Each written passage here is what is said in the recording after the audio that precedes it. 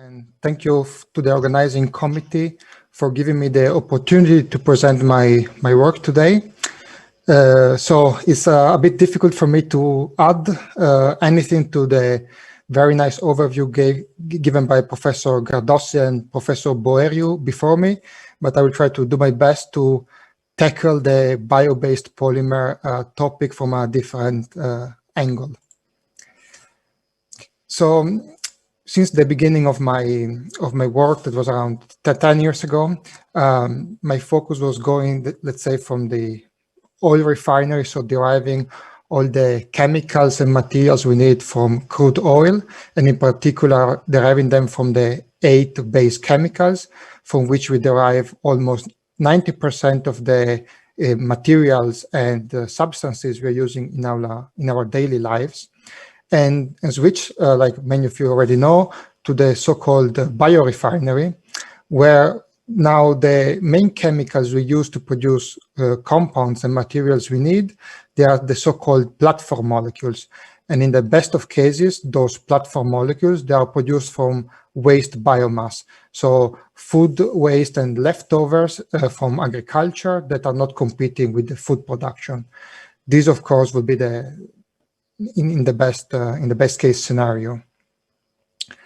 But to tackle this problem of switching from the petrol-based and to the biorefinery, I think enzymatic synthesis is very important because we can derive a lot of the monomers from raw materials such as molasses, starch, and wood. And through the use of mainly serine hydrolases, we can produce bio-based polyesters. This seems very straightforward and very simple, but in the reality, there are many activities we can conduct around this topic. For example, we can optimize the biocatalyst immobilization, as we heard from the first 2 talks today in the afternoon. We can do some very nice computational studies, as highlighted by Professor Gardossi before me. And we can also do a bit of reaction engineering, optimizing the reaction system that allows the recycling of our biocatalyst, because that's actually a very important point, because the enzymes in this case is the most expensive component of our reaction. But going a bit in the literature, enzymatic esterification in organic solvents is not a new topic. It's known since, I think, over 20 years. And I found a lot of works that focus on the production of pharmaceuticals and small molecules. Quite a bit of works were on flow synthesis, the use of enzymes again for pharmaceuticals in flow systems. And also, maybe a bit more recently, there is a strong drive to produce compounds and flavor esters, for example, using esterification in water and water solvent systems. Those are all excellent works, but what is a bit accumulating all the literature on this topic, from my point of view, is that for the actual enzymatic reaction or in the workup process, a lot of toxic solvents they are used, such as toluene, THF, hexane, heptane, octane, and so on. So I believe there is also the possibility to go for what is so-called the solvent substitution, so changing petrol-derived solvents to more greener and less toxic solvents. And actually, if we go in the literature and we do a brief summary of the platform molecules you can produce via biotechnology, or in this case, combining biotechnological and traditional chemistry routes, you can see that you have several monomers that you can obtain. And those monomers, they already attracted a lot of interest from companies. And again, these compounds, most of them are already on the market as bio-based, or they are produced in pilot plant scale. And if you go even more in detail, you can notice that most of these compounds, they can be used both for the production of green polymers, but also for the production of green solvents. So I will now highlight how in our work, we try to substitute tetrahydrofuran and toluene for the green synthesis of polymers using enzymes. So THF, it's usually produced via this reaction from acetylene and formaldehyde, but one of the key intermediates is actually 1,4-butanediol, that, if you remember the previous slide, can be easily produced via fermentation of biomass. So THF is actually an excellent solvent because works at low temperature, is mixable with water, can be a precursor for polymers, and it's really versatile. The only drawback is that it's highly flammable and can form peroxides. So if you think about it, if you just add a methyl group here, you can produce the so-called methyl THF that has very similar properties to tetrahydrofuran, as you can see here from the Cosmotherm modeling. And actually, methyl THF can be easily produced from levulinic acid and other platform molecules. And in this case, works almost as good as THF for most of the reaction, but the drawback is that it's rather expensive nowadays to produce methyl THF. And the last of the THF substitutes can be dimethyl THF. So we are adding a second methyl group here. And again, this is produced from biomass because it can be easily derived from fructose. This can be used also as a fuel and as a drawback to be highly flammable. Switching a bit, talking about toluene.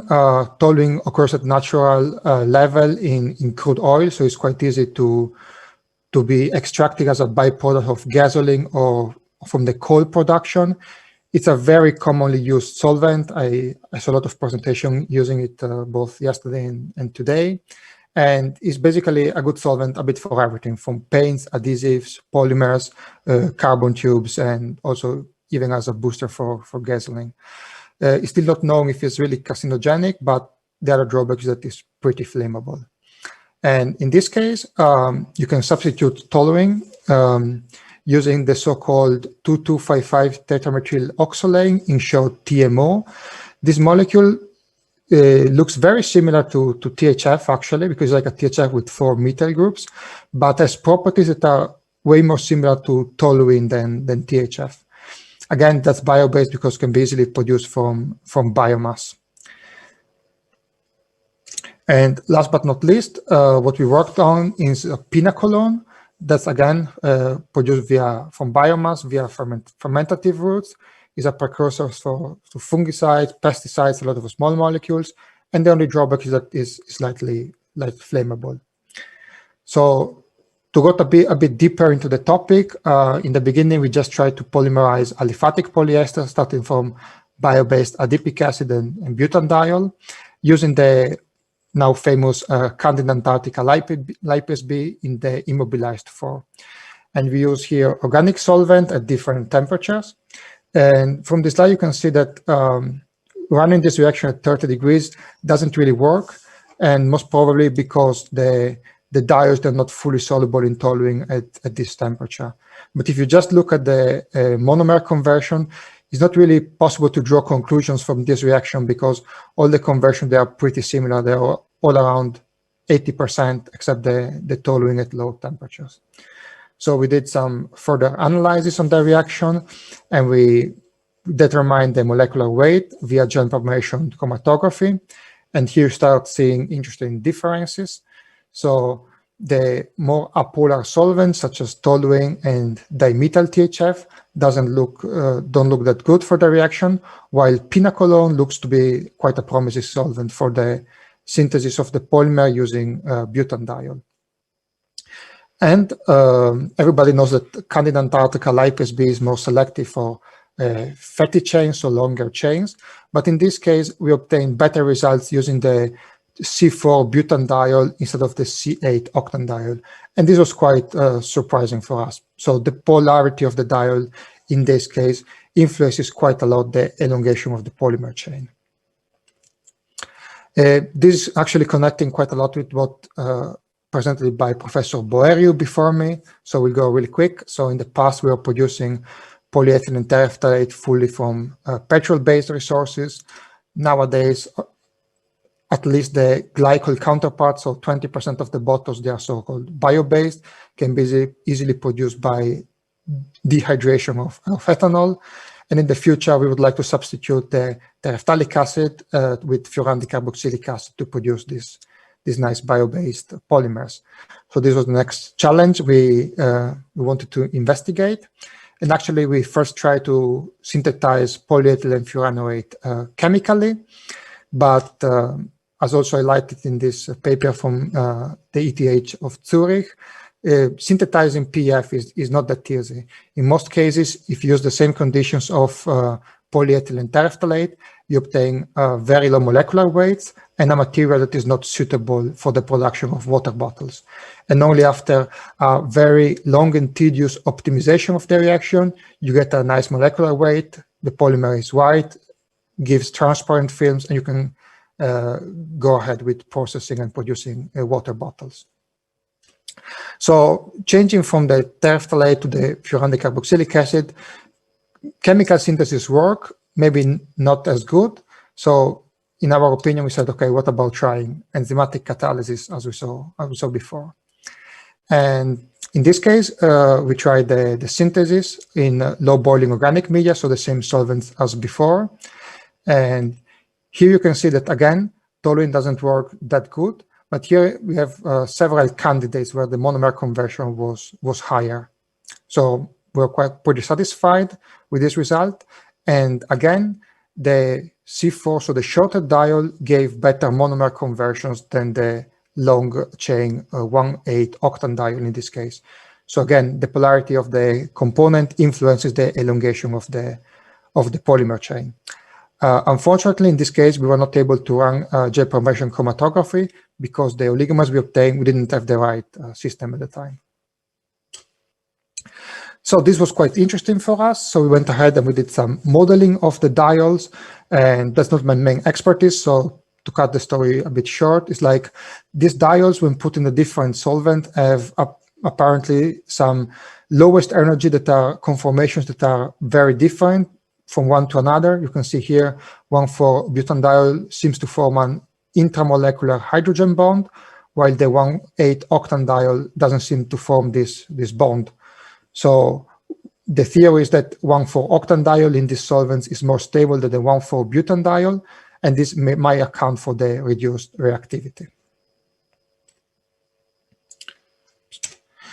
And so afterwards we said, okay, we work on petrol-based monomers, we work now with furan-based polymers. What about trying to derive other polymers from nature? And reading these papers, the idea came to use some lignin-derived pyridines, namely the pyridine 2,4 and the 2,5, that can be kind of easily obtained modifying the degradation of this beta-ketoadipate degradation pathway of the lignin. And moreover, we also tried this 2,6-dipicolinic acid that is a main component of the cell wall of bacteria.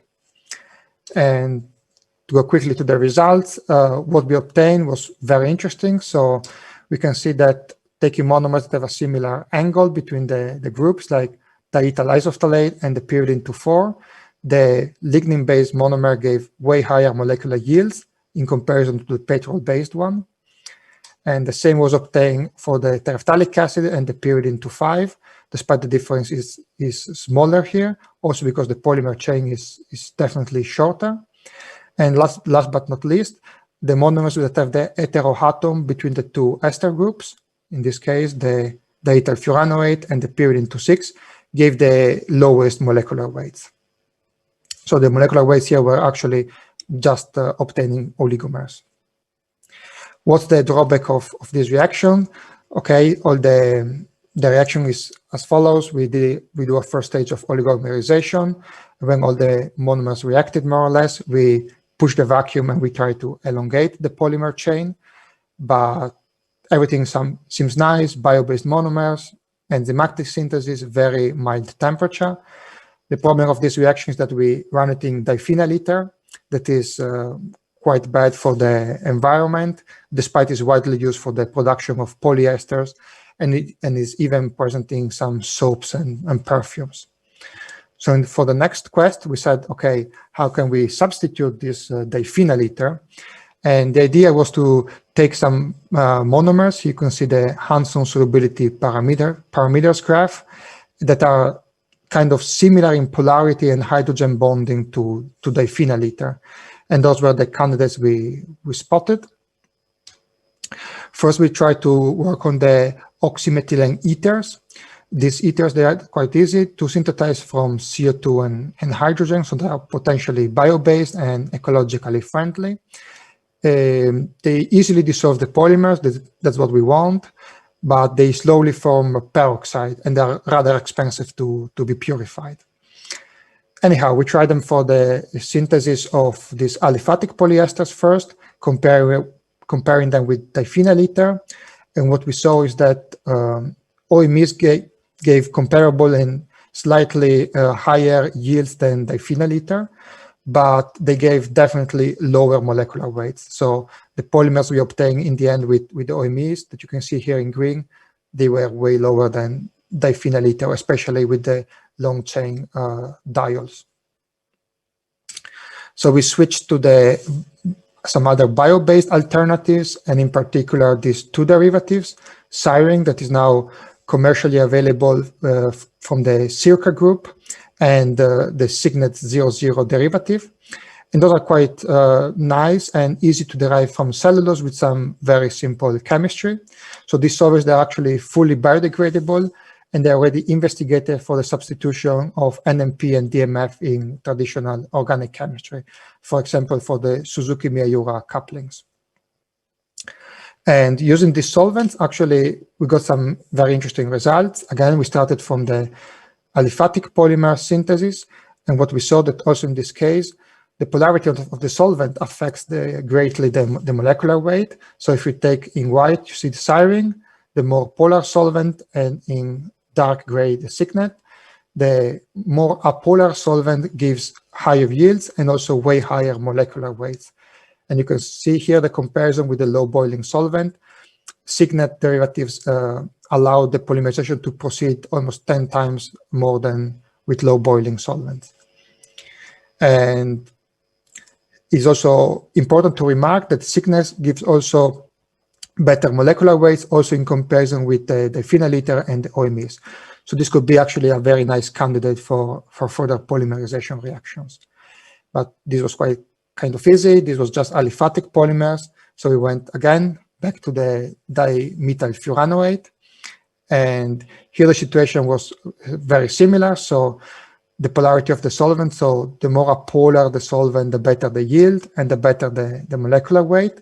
But in this case, the molecular weight was way lower in comparison to the phenyl ether.